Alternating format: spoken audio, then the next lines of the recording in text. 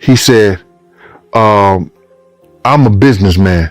I'm about making money, but something gotta change. I don't give a fuck if Pac gotta die, Big gotta die, or Suge Knight go to jail. Something's gotta change. So then what the fuck happened to the commission? What happened to that album? Right. It was recorded. It was being mixed and mastered upon Biggie's death. It was supposed to have came out that summer after Biggie's album, because Biggie's album was slated. He died a week and a half before his album came out. Then the commission was supposed to come out, and that was supposed to be his exit from Bad Boy. And then starting his own company. If he trusted Sean more, it would have been better. But he didn't trust him as much as the way Sean says they were best friends after he was dead. Nah, I didn't see that during the time we were working with him. I see that as an emotional cry out after he's gone. Why have you never stood next to nobody? Because you studied the 48 Laws of Power. Nah, man, that's whack. And he knew exactly what I meant, because he'd been standing next to something his entire career. Right. He stood next to Biggie, you put hot on him. That's stand next to the fighters you want, right? You stood next to Mace, stood next to Jock. Look, Puffy might be the destination for anybody going nowhere. He's not wrong. Y'all are fucked. Nobody survived. After 25 years since Biggie Small's death, he still generates significant revenue for Diddy. Some accuse Diddy of living off Biggie's music, leading to questions about how much money Bad Boys has made from his catalog. Puffy has been making money off of Biggie's name for longer than Biggie was alive. Jaguar Wright questioned Diddy's role in Biggie's murder due to his connection to the label. She suspected that no one had interrogated him about the incident, and that there had been no statement regarding what happened to Biggie, even years after his death. Various theories have circulated about Biggie's death, including the possibility that it was a coordinated hit as revenge for Tupac's death. Russell Poole, the lead investigator on the case, believed that corrupt police officers were involved and worked with Death Row Records and Suge Knight.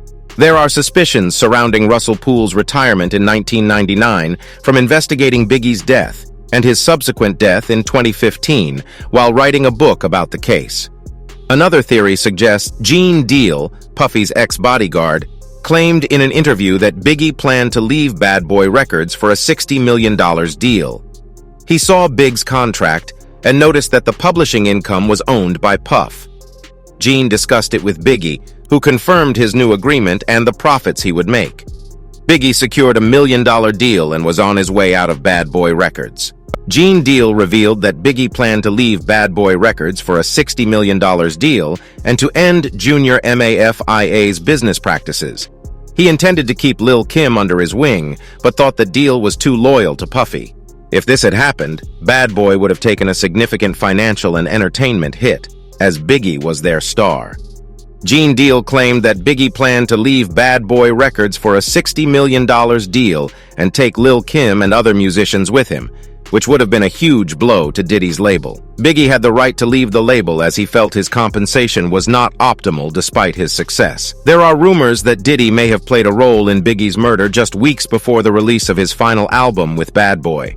Gene Deal's claims about Biggie's Bad Boy contract may be difficult to verify, but Biggie's mother, Valletta Wallace, supported the notion that her son was underpaid at Bad Boy. She wrote about it in her 2005 book, Biggie. Valletta Wallace remembers her son, Christopher. Biggie's mother wrote in her book that her son was paid very little by Bad Boy Records.